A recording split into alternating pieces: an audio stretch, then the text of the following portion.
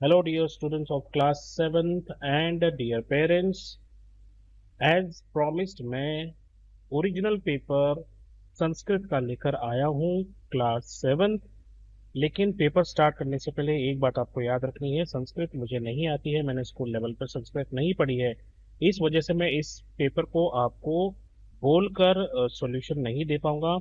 अब थोड़ी देर बाद जब मैं पेपर स्टार्ट करूंगा, म्यूजिक बजेगा, आप स्क्रीन पर देखते रहिए, क्वेश्चन पढ़ते रहिए, फिर इनके सॉल्यूशंस भी मैं आपको देने की कोशिश करूंगा। क्वेश्चन पेपर ओरिजिनल है, आंसर्स में थोड़ी बहुत गड़बड़ हो सकती है क्योंकि आंसर्स मैंने किसी और से लिखवाए हैं, तो आंसर्स की गारंटी मैं नहीं लेता। क्वेश्चन पेपर ओरिजिनल है, किसी पर्टिकुलर विद्यालय का है, उस विद्यालय का नाम मैं आपको नहीं बता सकता, रीजन का नाम नहीं बता सकता, लेकिन ये ओरिजिनल पेपर है। तो चलिए स्टार्ट करते हैं। अब आपको म्यूजिक सुनाई देगा, आप क्वेश्चन को पढ़ते रहिए और फिर उसके बाद क्वेश्चन पढ़ने के बाद आपको स्क्रीन पे आंसर्स भी दिखेंगे। तो चलिए स्टार्ट करते हैं आपका 7th क्लास का संस्कृत का पेपर।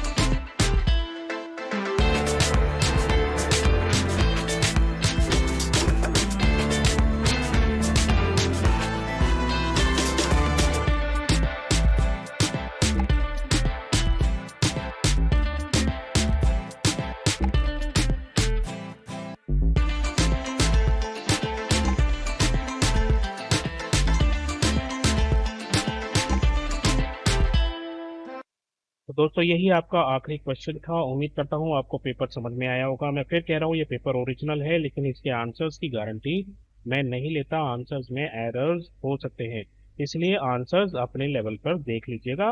लेकिन क्योंकि आपको एक हेल्प करनी थी, इसलिए मैंने क्वेश्चन पेपर अपलोड कर दिया है। तो अभी के लिए बस इतना ही। अपना ध्यान रखें, मम्मी पापा का कहना माने, और जब कोई प्रॉब्लम हो तो ना कीजिए और बोलिए हेलो अध्यापक, take care, bye bye, have fun, all the very best for your exams.